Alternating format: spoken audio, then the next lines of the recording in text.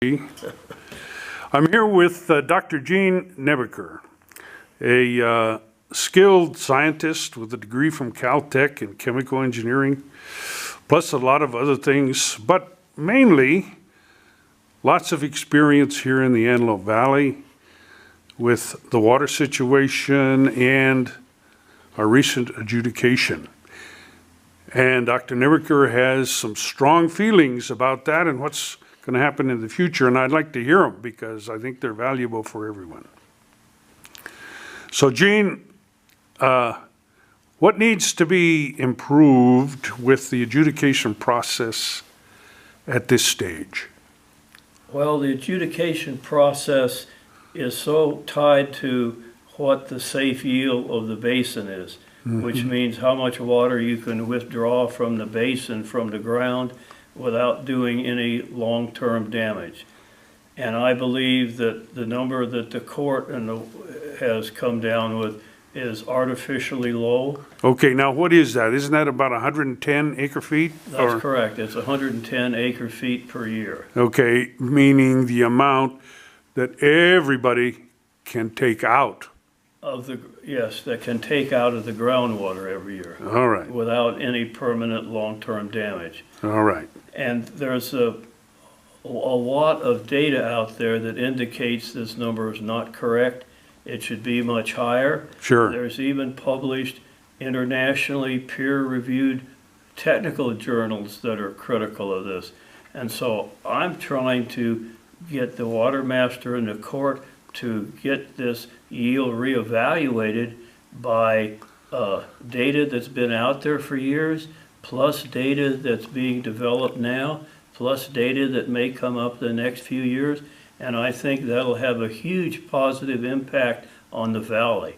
All right, so if you had a magic wand, if Tinkerbell said, "Here, Gene, you can use my magic wand," what would you set the safe yield at if you could do it? I think the correct safe yield is approximately 180,000 acre feet a year. In other words, it's 70,000 acre feet higher than what the court suggested. And this is based on 7 different independent calculations I can do or have seen done, and it's actually consistent with published, internationally peer-reviewed technical journal articles. Sure. That exists at this time. Yeah. Well, the Watermaster is set up and is progressing slowly to hire an engineer, administrator, and an attorney. So if these individuals can be shown and led by positive proof, wouldn't they, in your opinion, be able to get the 110 safe yield closer to the 180 safe yield that you would favor?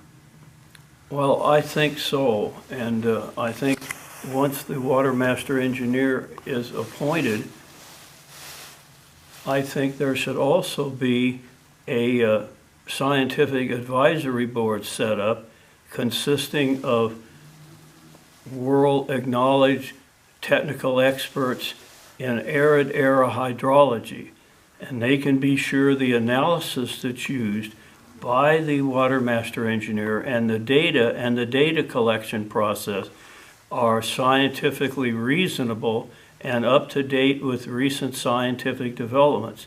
And that way no one can manipulate the data and the valley can be apprised of the up-to-date knowledge that these experts have. All right, but experts cost money. They have to eat, they have to fly, they have to stay in hotels, they have to sit at their laptop and pound out their research. So who's going to pay for that? It's going to be the water users. It's going to be the water users. And are they going to be willing to pay for that? And would it be worthwhile for them to pay for it if the result was positive? Well, I think it would be reasonable because most of the people I'm thinking about are associated with universities. Okay, And a lot of their expenses, in terms of salary and travel, are already paid by their university employees. I see. And the cost savings in this would be that people would be less prone to try to manipulate the data and to get data and conclusions that we would spend a bunch of legal fees on for decades fighting. Right. And I hope that this would be technical information that would be quite clear to the community that it would be the best available with no bias included. Sure, and could you set a goal? Could you say, okay, it's 110 now, but we're going to try to get it to 120 because we have this proof that will justify going to 120. And then get the court and to agree to it and move forward cautiously. And is that possible, do you think? Well, that's certainly an approach. The problem is if you do that and take it slow, you're ignoring the fact there's a plethora, a whole bunch of data right now that indicates this yield should be much higher. Okay, And if we wait too long, there's going to be added financial problems to the entire community. Sure. People are going to lose their life savings. Their land is going to be worthless, and they're going to abandon it. And then there's health and safety issues that have to do with blowing dust and sand, and particularly this concern of valley fever. sure. So, in your mind, it can't move fast enough, but it's just going to depend on how skillful you are as a leader to get everybody to move as quick as you want to move behind you, seems to me. Well, that may be true. I hope as time goes on and there's more people that feel the pain of the impacts of the adjudication, there's going to be more people that really legitimately and sincerely want to get the yield up to what they think is an honest yield. Uh-huh. And the interesting thing, the people that have been the primary plaintiffs in this adjudication, namely LA County Waterworks, I'm also talking to them now, and they're asking me and telling me they don't have enough water to serve their current customers. And what are they going to do? And my response is, golly, you should have paid more attention to this thing, because your customers and clients that depend on you as a source of water are not going to have the water they need. And also, the prices are going to be sky high. Sure. Well, boosting the safe yield would put a smile on everybody's face that's been concerned with this. I know the purveyors then could pump more water more cheaply than buying it from some other place. So that seems to be a very positive goal that everybody could work towards. I don't know of anybody that wants to keep a lid on the yield. Do you? Well, I think people may want to keep an artificially low yield that asks the court to select an artificially low yield. And they did this for probably a variety of reasons. And they may have staken their professional reputation as an engineer, as a board member, or as an attorney on this artificially low number, and they may feel they're losing face by getting something selected, which I feel is an honest safe yield. But proof, if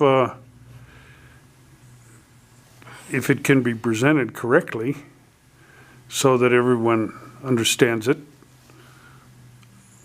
the good's going to drive out the bad. Everybody's going to need more safe yield, and if the proof is there from you and your people that support you, they're going to go your way, without doubt, is what I see. Well, I hope so, but I'm coming after this adjudication process.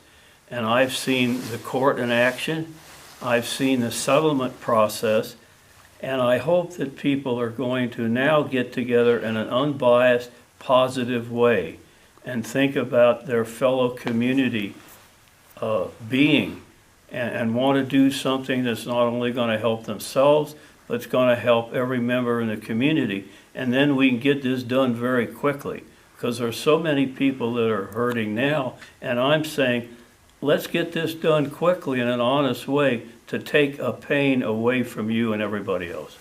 Well, I think Rob Paris, who heads up now officially the Watermaster Board, and Dwayne Chisholm, who has guided step by step setting it up, I think they feel things are pointed in the right direction, and I have not heard any really criticism about the way they're doing it. I've been in the rooms where people were not happy and there was widespread disagreement, but lately those meetings have settled down and people seem to want to work together in the right direction. So I'm encouraged by it as a journalist. And I hope that you keep going to the meetings and lending people the expertise, experience that you've built up on these issues. Well, I certainly plan on doing that, and I think that Rob Paris has had the right approach to this. He's been very gentle with everybody, and I think that's very good. And he's been gentle with an open hand. And I think that's very important in a process like this. And most people don't know what effect the adjudication has had upon them, and things may be very dicey once they learn of this and conceive of this. So this is going to be a challenge for Rob, and I certainly think he's very capable, and I hope everything will work out well. Well, me too, and we wish him all the best. And so what a pleasure to talk to you today, and thanks for your thoughts. Well, thank you very much for coming.